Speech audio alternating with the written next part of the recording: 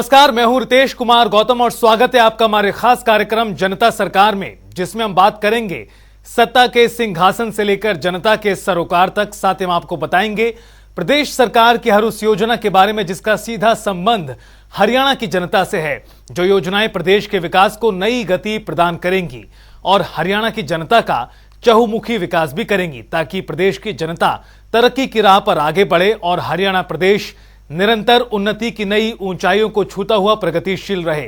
तो अगले 30 मिनट तक बने रहिए हमारे साथ और देखते रहिए जनता सरकार।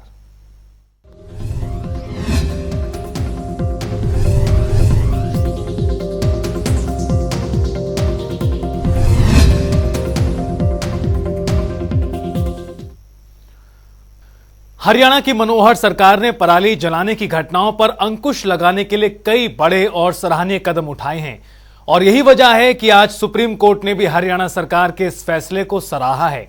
सुप्रीम कोर्ट की उस टिप्पणी को मुख्यमंत्री मनोहर लाल ने स्वागत किया है। आइए रिपोर्ट के जरिए आपको दिखाते हैं।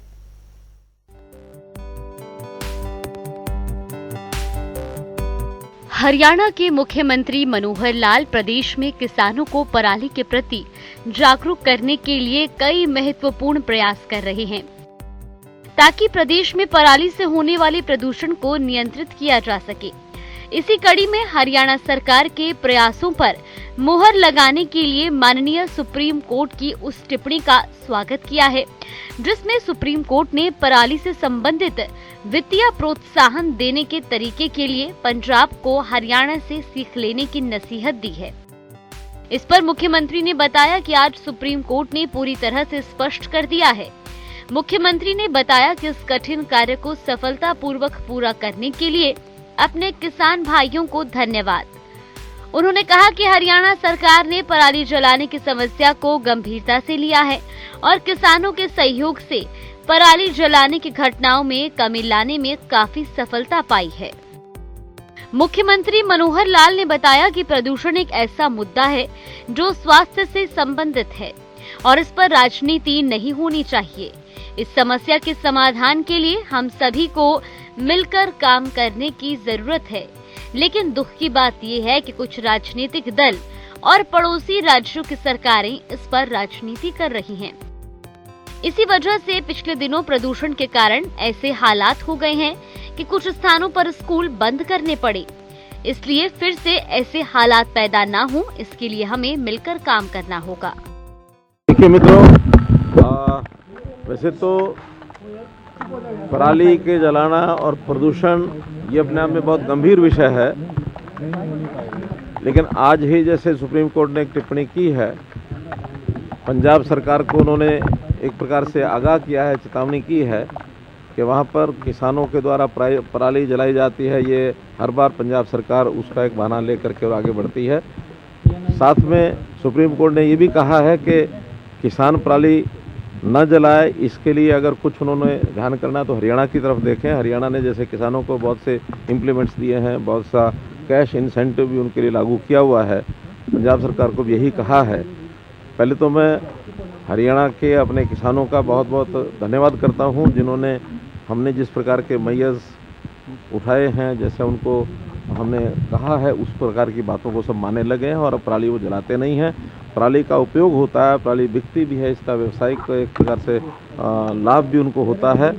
और क्योंकि पंजाब को ऐसा करना चाहिए, मैं भी ऐसा ही आग्रह करूँगा कि इन चीज़ों से हमको राजनीति से ऊपर उठना चाहिए और ये प्रदूषण जो है एक ऐसी समस्या जो मानवता के लिए हितकर नहीं है, तो राजनीति ना करके इन्हीं चीज़ों के ऊपर सबको काम करना चाहिए। साथ में मैं सुप्रीम कोर्ट का भी बहुत धन्यवाद करता हूँ, आभारी हूँ और एक प्रकार से स्वागत करता हूँ उनके इस वक्तव्य का कि हम लोगों को मिल करके और प्रदूषण जैसी समस्या से निजात पाने के लिए, और किसानों को दोष नहीं देना चाहिए हमेशा। किसान अगर उनको हम सहायता नहीं करेंगे तो फिर किसान मजबूरी में कई बार आग लगाने की कोशिश लगा लेता है पराली को, तो उनकी सहायता करेंगे, निश्चित रूप से इस समस्या में से हम निजात पाएंगे। वहीं मुख्यमंत्री मनोहर लाल ने बताया कि पराली जलाने पर अंकुश लगाने और आग की घटनाओं को सक्रिय रूप से कम करने के सरकार की ओर से अथक प्रयास किए जा रहे हैं। जिसके चलते पिछले वर्षों की तुलना में हरियाणा में पराली जलाने की घटनाओं में लगातार कमी आई है, जबकि पंजाब में पराली जलाने की घटनाएं ज्यादा हैं।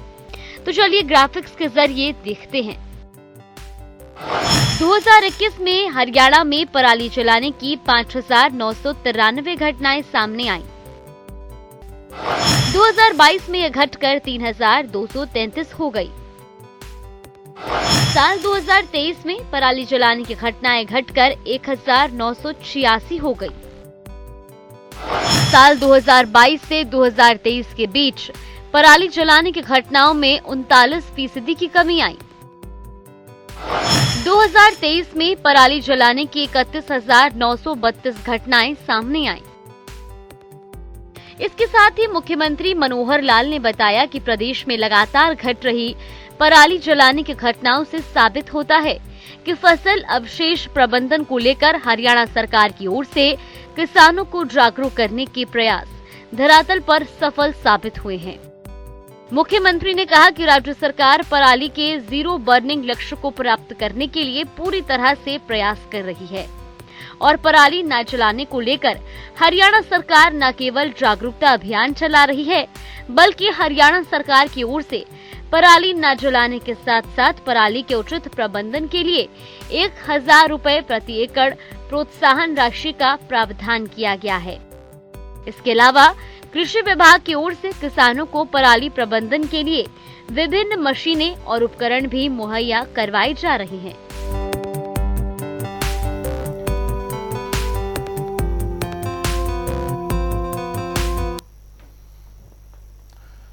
हरियाणा के मुख्यमंत्री मनोहर लाल ने प्रदेश के नागरिकों को जीवन का संदेश देने के लिए गीता के ज्ञान को अपनाने के लिए प्रेरित किया था, जिसके तहत सरकार की ओर से हर साल अंतर्राष्ट्रीय गीता महोत्सव का भव्य आयोजन किया जाता है।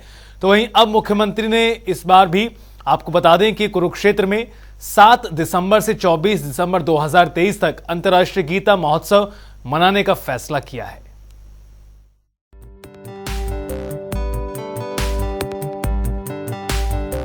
श्रीमद् भगवत गीता के कर्म के संदेश को अपने जीवन का आधार मानने वाले हरियाणा के मुख्यमंत्री मनोहर लाल ने सामाजिक परिवेश में सदैव लोगों को गीता के ज्ञान को अपनाने के लिए प्रेरित किया है। इस कड़ी में मुख्यमंत्री के प्रयासों से सरकार की ओर से हर साल अंतर्राष्ट्रीय गीता महोत्सव का भव्य आयोजन किया जाता है, जिसमें देश विदेश से लाखों लोग हिस्सा लेते हैं।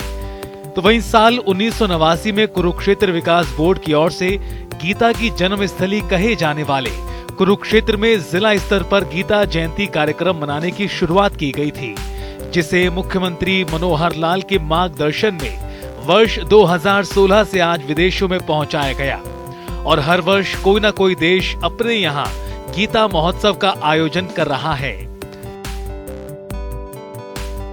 तो वहीं मुख्यमंत्री मनोहर लाल ने गीता को अपनी राजनीति की धुरी माना है। वो कहते हैं कि गीता मनुष्य को अपना कर्तव्य सही ढंग से निभाने, न्यायपूर्ण कर्म और सामाजिक व्यवस्थाओं की पालना करने के लिए प्रेरित करती है। इस गीता में कर्तव्य पालन और कर्म करने पर जोर दिया गया है, इसलिए गीता को कर्मयोग का शास्त्र भी कहा जाता है। मुख्यमंत्री ने कहा कि स्वयं गीता के श्लोक कर्मण्यवाधिकारस्ते मा फलेषु कदाचन, अर्थात कर्म करो और फल की चिंता मत करो, इस सिद्धांत पर कार्य करते हैं और इसी भाव भावना के साथ उन्होंने अपना पूरा जीवन राष्ट्र सेवा को समर्पित किया है। तो वहीं हर साल की तरह इस साल भी हरियाणा सरकार और कुरुक्षेत्र विकास बोर्ड की ओर से धर्म क्षेत्र कुरुक्षेत्र में भव्य तरीके से अंतर्राष्ट्रीय गीता महोत्सव का आयोजन किया जाएगा। इस बार ब्रह्म सरोवर पर 7 दिसंबर से 24 दिसंबर 2023 तक गीता महोत्सव का एक अलौकिक स्वरूप देखने को मिलेगा। मुख्यमंत्री मनोहर लाल ने बताया कि महोत्सव का सबसे खास पल वो होगा जब भारत के उपराष्ट्रपति जगदीप धनखड़ कुरुक्षेत्र की पावन धरा पर आगमन करेंगे। उन्होंने कहा कि उपराष्ट्रपति 17 दिसंबर 2023 को ब्रह्म सरोवर पुरुषोत्तमपुरा बाग में पवित्र ग्रंथ गीता का पूजन करेंगे और ब्रह्म सरोवर के पवित्र जल का आचमन करेंगे। इसके अलावा 17 दिसंबर को ही कुरुक्षेत्र विश्वविद्यालय में गीता सेमिनार का उद्घाटन भी करेंगे। इसके साथ ही मुख्यमंत्री ने बताया कि गीता एक ऐसा अलौकिक प्रकाश पुंज है जो काल, देश और सीमाओं से परे है, जो सर्वकालिक, सार्वभौमिक और चिरस्थायी है। गीता के इसी ज्ञान को दुनिया के कोने कोने तक पहुंचाने के लिए हरियाणा सरकार लगातार प्रयासरत है और अंतर्राष्ट्रीय गीता महोत्सव के आयोजन का उद्देश्य पूरी दुनिया में श्रीमद् भागवत गीता की शांति, सद्भाव और भाईचारे के संदेश को फैलाना है। उन्होंने कहा कि साल 2016 के बाद से अब तक मॉरिशस, लंदन, कनाडा और ऑस्ट्रेलिया में अंतर्राष्ट्रीय गीता महोत्सव का आयोजन किया जा चुका है और कनाडा में बाकायदा गीता के नाम से एक पार्क भी स्थापित किया गया है। इसके अलावा कनाडा में पवित्र ग्रंथ श्रीमद् भगवत गीता स्थापित की गई है। मुख्यमंत्री मनोहर लाल के नेतृत्व में हरियाणा सरकार ने पिछले 9 सालों में भौतिक विकास के साथ साथ सांस्कृतिक और पौराणिक धरोहर को भी संजोने का काम किया है, जिसकी दिशा में हरियाणा निरंतर आगे बढ़ रहा है और सरकार का प्रयास है कि हरियाणा की महान संस्कृति के जीवन मूल्य नई और युवा पीढ़ी तक पहुंचने के साथ साथ युवा पीढ़ी गीता के ज्ञान को अपने जीवन में अपनाए। ब्यूरो रिपोर्ट, जनता टीवी।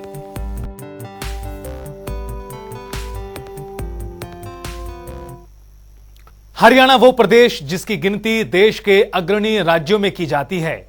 हरियाणा की ये छवि वर्तमान शासन में और ज्यादा मजबूत हुई क्योंकि यहां के नागरिकों और व्यवस्था के बीच सुगमता के वो रास्ते गढ़े गए हैं जहां से होकर नागरिकों को उन तमाम कल्याणकारी योजनाओं और सेवाओं का लाभ प्राप्त हो रहा है जिसके वो हकदार हैं। और इस कड़ी में मनोहर सरकार ने गरीब और जरूरतमंदों के विकास के लिए मुख्यमंत्री अंत्योदय परिवार उत्थान योजना की शुरुआत की है। इस योजना के लिए परिवारों के पहचान पत्र के जरिए लोगों को लाभ दिया जा रहा है और गरीब जरूरतमंदों को विकास के पथ पर आगे बढ़ाने के लिए उन्हें प्रोत्साहित किया जाता है। देखिए हमारी खास रिपोर्ट। हरियाणा के मुख्यमंत्री मनोहर लाल के कुशल नेतृत्व में हरियाणा प्रदेश विकास के पथ पर अग्रसर हो रहा है। मुख्यमंत्री का सोच है कि योजनाओं का लाभ प्रदेश के हर एक नागरिक तक पहुंचे। इसी कड़ी में हरियाणा के मुख्यमंत्री मनोहर लाल ने मुख्यमंत्री अंत्योदय परिवार उत्थान योजना की शुरुआत। इस योजना के तहत कौशल विकास, स्वरोजगार और रोजगार सृजन की शुरुआत की ओर कदम बढ़ाया गया है ताकि अंत्योदय परिवारों की न्यूनतम वार्षिक आय 1 लाख से 1,80,000 तक प्रति वर्ष बढ़ाई जा सके। मुख्यमंत्री के इस दूरगामी सोच से प्रदेश के लोगों का निरंतर विकास सुनिश्चित हुआ है। इस योजना का शुभारंभ मुख्यमंत्री मनोहर लाल ने साल 2022 में गुरु रविदास की 644वीं जयंती के अवसर पर किया था। परिवार पहचान पत्र के माध्यम से अब हम प्रदेश के हर नागरिक और हर परिवार उसका डाटा हम इकट्ठा कर रहे हैं, सर्वे करा रहे हैं और सर्वे कराने के बाद हर परिवार का सोशो इकोनॉमिक स्थिति स्टेशन क्या है और उसके आधार पर उसको किस किस योजना का लाभ लेने का वो पात्र है, चाहे वो केंद्र सरकार की योजना हो चाहे प्रदेश सरकार की योजना हो, वो जो पात्र होगा उस पात्र को ही सबसे पहले उस योजना का लाभ मिलेगा। अगर मेरिट स्कीम को बनानी होगी तो वो रिवर्स इकोनॉमिक जो उसका स्टेटस है वो उसकी मेरिट होगी। सबसे ज्यादा जो कम आय वाला व्यक्ति होगा वो सबसे पहला पात्र होगा अंत्योदय परिवार उत्थान योजना। 1 लाख परिवार उसकी सिलेक्शन वो हमने शुरू कर दी है। लगभग 12-13 हजार परिवारों का आय का जो मूल्यांकन है, आय का वेरिफिकेशन है, वो हमारे पास होके आ गया है। साथ साथ आता रहेगा, साथ साथ हम काम करते रहेंगे। लगभग 1 लाख परिवार की पहले चरण के अंदर ये हमारी योजनाएं होंगी। उसमें 8-10 तरह के काम डिपार्टमेंट्स ने मिलकर सोचे हैं जिसमें उनकी ऑप्शन ली जाएगी कि वो क्या काम करना चाहता है। वो कहीं, क्योंकि सामान्य व्यक्ति होंगे इसमें, सामान्यतः जो अनपढ़ गरीब परिवार हैं वो ही ज्यादा होंगे और उनको जो काम करने लायक खास करके मजदूरियां हैं, कई तरह की ठेकेदारी की मजदूरी है, कहीं मनरेगा का काम है, कहीं पंचायत में तरह तरह के काम हैं या इंडस्ट्री के अंदर इस प्रकार के लोगों की प्राइवेट नौकरियों की जरूरत पड़ेगी तो वो उनको ऑफर करेंगे। कुछ इंडस्ट्री के लोगों से हमारा तालमेल कर भी लिया हमने और जहां कहीं सरकार में आवश्यक होगा, उसकी इतनी योग्यता किसी की होगी तो सरकार में देंगे। कोई सेल्फ एम्प्लॉयमेंट के नाते अपना रोजगार करना चाहता है, मानो कोई 2 पशु बांध करके दूध का काम करना चाहता है तो उसको आर्थिक सहायता उसकी वो कराएंगे, बैंक से कराएंगे। बैंक से बहुत सी स्कीमें हैं, बहुत सी ये जो माइक्रो फाइनेंस के सिस्टम्स हैं बहुत एजेंसियों के, उनके साथ हमने बातचीत की है। उनका हम भी जो है अपने सिस्टम से उनको सहायता कर सकते हैं। अर्थात कोई भी परिवार जिसकी न्यूनतम आय 1 लाख रुपया प्रति वर्ष जरूर हो, ऐसी योजना पर हम काम कर रहे हैं। मुख्यमंत्री अंत्योदय परिवार उत्थान योजना हरियाणा के मुख्यमंत्री मनोहर लाल की ओर से राज्य के गरीब परिवारों की आय में वृद्धि करने के लिए शुरू किया गया है। ये एक ऐसी योजना है जिसके जरिए गरीब परिवारों के पहचान पत्र बनाए जाते हैं और गरीब जरूरतमंदों को विकास के पथ पर आगे बढ़ाने के लिए उन्हें प्रोत्साहित किया जाता है। यही नहीं, हरियाणा अंत्योदय परिवार उत्थान योजना के तहत कुछ परिवारों को चयन भी किया जाता है, जिनकी आय को बढ़ाने के लिए सरकार की ओर से हर संभव प्रयास करने की पूरी रूपरेखा भी तैयार की जाती है, जिसके तहत इन सभी परिवारों को विभागीय योजनाओं के बारे में जानकारी प्रदान की जाती है और इसमें आवेदन करवाने के लिए भी एक ऐप का शुभारंभ किया गया है। तो चलिए अब ग्राफिक्स के जरिए समझते हैं। हरियाणा सरकार परिवार स्तर पर आर्थिक सहायता के लिए तत्पर। 1 लाख सालाना से कम आय वाले परिवारों के बनते हैं परिवार पहचान पत्र।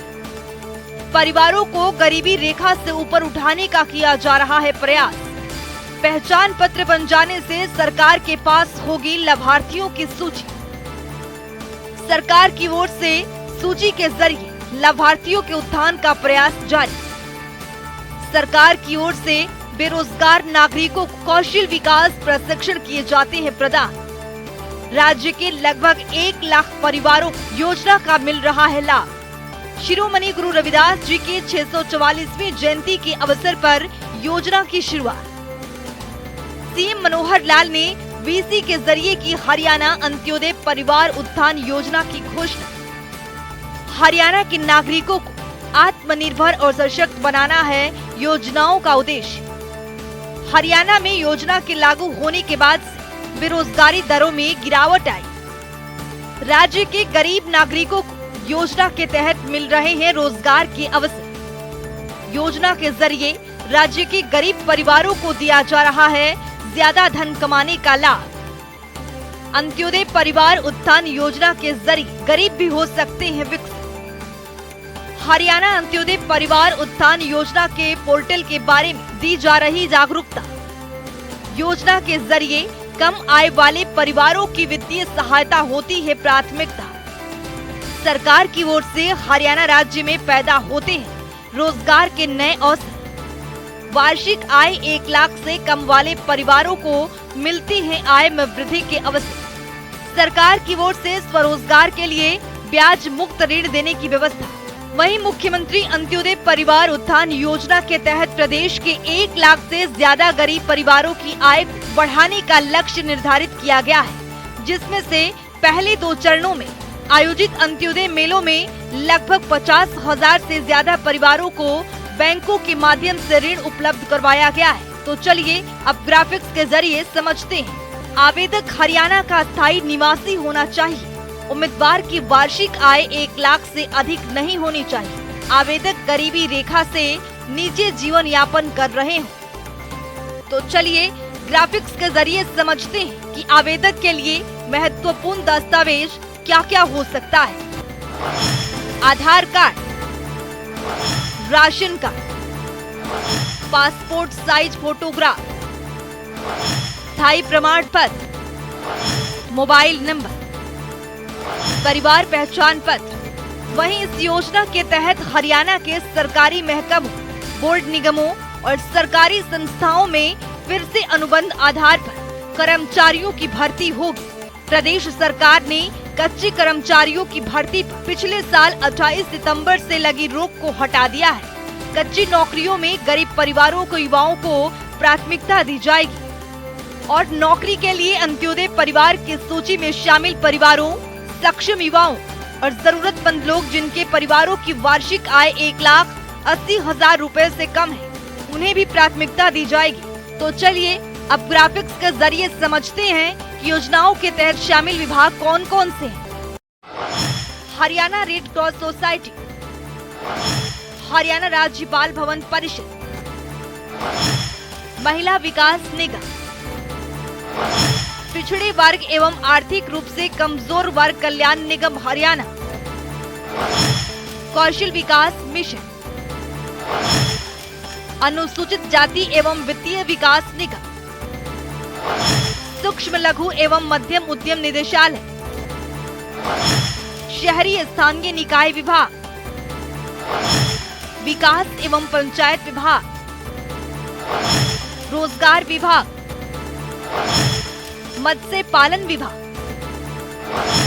बागवानी विभाग, पशुपालन और डेयरी विभाग, ग्रामीण विकास विभाग, सूचना प्रौद्योगिकी मंत्रालय। वहीं हमारे देश में काफी ऐसे लोग हैं जो आर्थिक स्थिति कमजोर होने के कारण अपना जीवन अच्छे से यापन नहीं कर सकते और ऐसे में उन्हें काफी कठिनाइयों का भी सामना करना पड़ता है।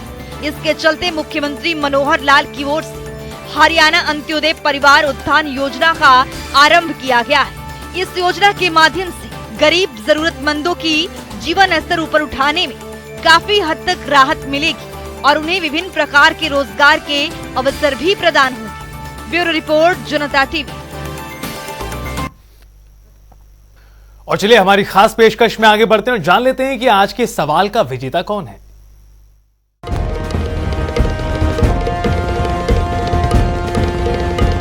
तो बात अब आज के विजेता की। जैसा कि आप जानते हैं, हर रोज एक नया सवाल पूछते हैं, सही जवाब देने वाले के नाम और तस्वीर अपने टेलीविजन स्क्रीन पर दिखाते हैं, साथ ही उसको उपहार भी देते हैं। तो चलिए जान लेते हैं कल का हमारा सवाल क्या था और कौन है इसका विजेता। कल का हमारा सवाल था, हरियाणा में कौशल रोजगार निगम पोर्टल को कब लॉन्च किया गया था। इसका सही जवाब है 1 नवंबर 2021। ढेरों जवाब आए, लेकिन आज के हमारे विजेता हैं मोहन लाल शर्मा हिसार से। मोहन लाल शर्मा जी, आपको बहुत बहुत बधाई। तो एक बार फिर से पूछेंगे आज का सवाल, देखते रहिए जनता टीवी।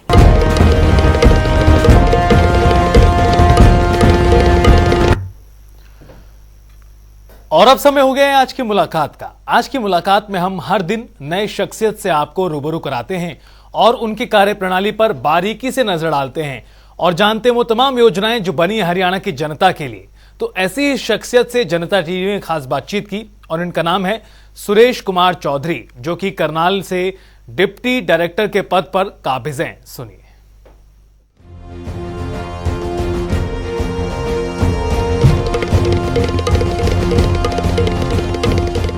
उन सरकार के प्रयासों के बारे में जागरूकता निर्माण करना, पहली बात। तो दूसरा, जो अब तक की टेक्नोलॉजीज उपलब्ध है, केवल इंस्टीट्यूट की नहीं, एक्सटीट्यूट की भी, इंस्टीट्यूट और एक्सटीट्यूट के जो ऑप्शंस उपलब्ध है, उन सभी ऑप्शंस को किसान भाइयों के साथ साझा करना। हालांकि वो जानते हैं, उनको जानकारी, लेकिन फिर भी एक सुव्यवस्थित ढंग से इसकी चर्चा करना और जितने स्टेक होल्डर्स हैं, इसमें राज्य सरकार के लोग, केंद्र सरकार के लोग, एग्रीकल्चर कमिश्नर से लेके और यूनिवर्सिटी के वाइस चांसलर्स दोनों, पंजाब और हरियाणा के, इसके अलावा पश्चिमी उत्तर प्रदेश के हमारे अधिकारीगण और आईसीआर के वरिष्ठ अधिकारीगण, केवीके के लोग, सभी लोग इसमें पूरा बढ़ चढ़ के हिस्सा ले रहे हैं, किसानों को जानकारी दे रहे हैं और साथ ही किसानों के अनुभवों से हम सीखना चाहते हैं कि आगे और क्या करने की आवश्यकता है। जितना किया उतना पर्याप्त है, ये मान के अगर हम बैठ जाए हाथ पे हाथ धर बैठ के करके, तो ये होगा नहीं। तो इसलिए किसानों से चर्चा करना, निरंतर चर्चा करना, ये अत्यंत आवश्यक है। अगर आप देखिए, अगर लगातार जो 6 साल के प्रयास है, 6-7 साल के लगातार प्रयास से एक चीज तो बड़ी स्पष्ट है कि इस समय के साथ में जैसे जैसे मशीन्स अलग अलग क्षेत्रों में गई, मशीन का सैचुरेशन बढ़ा। अब लगभग 2.5 लाख मशीनें हरियाणा, पंजाब और पश्चिमी उत्तर प्रदेश मिलकर के 2.5 लाख के आसपास मशीनें, उसमें से 1,25,000 के आसपास मशीनें सिर्फ अकेले पंजाब में, 80,000 के आसपास मशीनें हरियाणा में। इन मशीनों को मुहैया करने का और कस्टम हायरिंग सेंटर्स से एक उपक्रम चलाने का एक बड़ा फायदा ये हुआ कि समय के साथ इसमें कमी आई। आज अगर हम कंपेयर करें, पिछले वर्ष में आज के दिन कितनी पराली जली थी, उसकी तुलना में आज बहुत ज्यादा कमी हमको नजर आती है। अब आगे भी किसान ऐसा ही संयम बरतेंगे और इस चीज को समझ करके आगे और पराली न जलाने का अगर अभियान चलाएंगे तो वो ज्यादा अच्छा होगा। और मुझे पूरी उम्मीद है कि इस तरह की चर्चा से और मशीन के बारे में जानकारी, भूसा डिकम्पोजर के बारे में जानकारी और जो विभिन्न उसके उपयोग हो सकते हैं उसके बारे में किसानों को जानकारी देने से किसान भाई इस दिशा में कदम बढ़ा।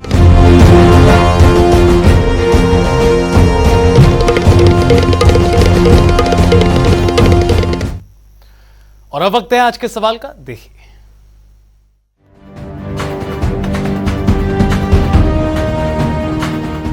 हर रोज की तरह हाजिर हूँ आज का सवाल लेकर। जैसा कि आप जानते हैं, हर रोज एक नया सवाल पूछते हैं, सही जवाब देने वाले के नाम और तस्वीर अपने टेलीविजन स्क्रीन पर दिखाते हैं, साथ ही उसको उपहार भी देते हैं।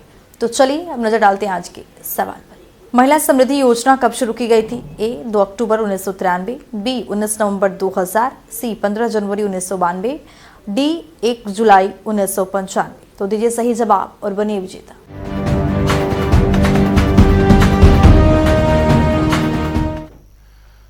और हमारी इस खास पेशकश में फिलहाल के लिए इतना ही। आप देखते रहिए जनता टीवी।